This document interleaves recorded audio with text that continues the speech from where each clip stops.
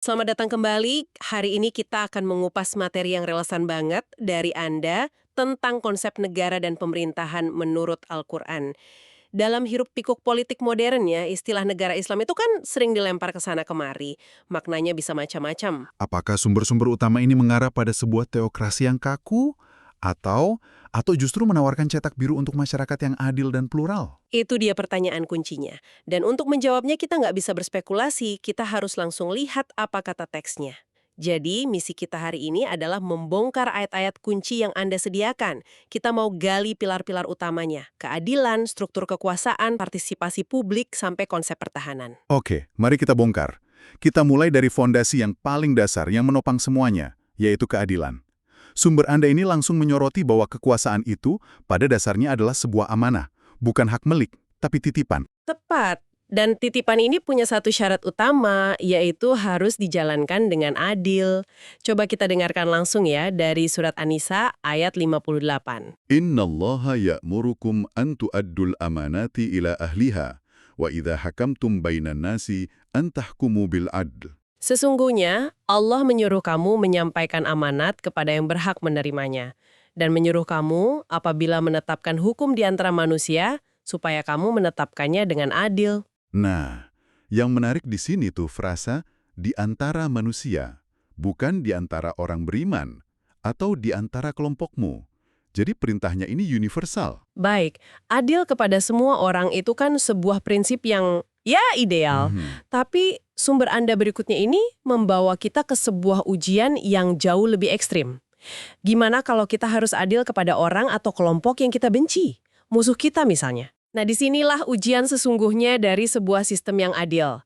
Ini bukan lagi soal teori, tapi soal karakter. Surat Al-Maidah ayat 8 ini menantang kita secara langsung. Wala yajrimannakum syana'anu qaumin ala alla ta'dilu i'dilu huwa aqrabu littaqwa. Dan janganlah sekali-kali kebencianmu terhadap sesuatu kaum mendorong kamu untuk berlaku tidak adil. Berlakulah adil, karena adil itu lebih dekat kepada takwa. Ini standar yang luar biasa tinggi. Secara psikologis, berlaku adil pada musuh itu kan susah banget. Rasanya melawan intuisi dasar manusia untuk melindungi kelompoknya sendiri. Kuatannya, ayat ini seolah mengunci prinsip bahwa keadilan itu bukan alat politik yang bisa dinegosiasikan. Keadilan di sini diposisikan sebagai syarat untuk mencapai takwa atau kesadaran akan Tuhan. Artinya, keadilan itu sifatnya harus mutlak, nggak pandang bulu. Bahkan ketika emosi kita, rasa benci kita, bilang sebaliknya. Ini memaksa sebuah sistem hukum untuk terus merefleksikan biasnya sendiri. Oke, fondasi keadilan yang tanpa pandang bulu ini kan butuh institusi ya untuk menjalankannya. Nah, gimana sumber-sumber ini menggambarkan struktur kekuasaannya? Siapa yang pegang kendali?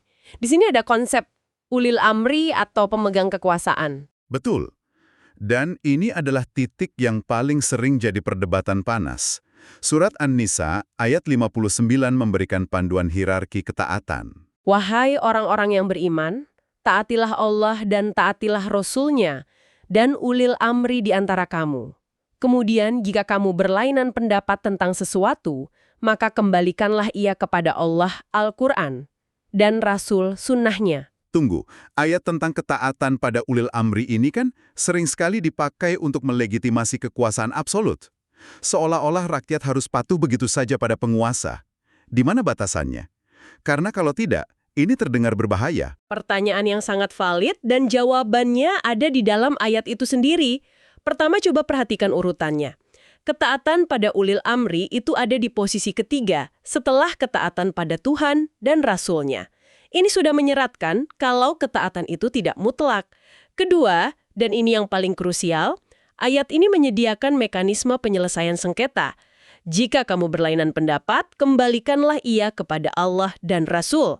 Rujukannya bukan kehendak sang pemimpin, melainkan kembali ke sumber hukum tertinggi. Ini semacam built-in check and balance gitu. Otoritas pemimpin terikat pada koridor hukum yang lebih tinggi darinya. Jadi pemimpin nggak bisa semena-mena bikin aturan yang bertentangan dengan prinsip keadilan tadi misalnya. Tepat sekali. Dan yang menarik, konsep ulil amri itu sendiri kan cukup fleksibel. Selama berabad-abad, para ahli tafsir berdebat, siapa sebenarnya mereka?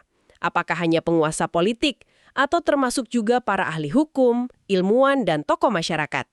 Nah, sumber Anda tidak merincinya, yang justru membuat konsep ini bisa beradaptasi dengan berbagai zaman. Oke, jadi ada check and balance dari atas, yaitu hukum yang lebih tinggi. Tapi gimana dengan check and balance dari bawah? Dari rakyatnya sendiri? Apakah keputusan-keputusan penting itu hanya turun dari atas ke bawah? Nah, disinilah pilar berikutnya masuk, dan ini yang seringkali dilupakan. Sumber Anda menunjukkan adanya prinsip partisipasi publik yang sangat kuat. Dikenal dengan istilah syura atau musyawarah. Ini dijelaskan dalam surat Asy-Syura ayat 38, "Walladzina stajabu lirabbihim wa aqamus shalah wa amruhum syura bainahum." Oh, jadi bukan diputuskan di ruang tertutup oleh satu orang. Harus ada proses rembukan bareng-bareng ya? Semacam rapat dewan atau bahkan parlemen kalau dalam konteks modern? Persis. Dan coba perhatikan posisi ayat ini. Prinsip urusan mereka diputuskan dengan musyawarah itu diletakkan sejajar loh dengan perintah mendirikan sholat. Ini bukan sekedar anjuran, sebaiknya berdiskusi. Ini adalah ciri khas fundamental dari sebuah komunitas yang berfungsi dengan baik. Mirip seperti prinsip modern, tidak ada kebijakan tentang kami tanpa kami. Komunitas yang dibicarakan harus punya suara aktif dalam urusan yang mempengaruhi hidup mereka. Jadi kalau kita gabungkan dua poin tadi, ini seperti sebuah sistem yang saling mengunci ya.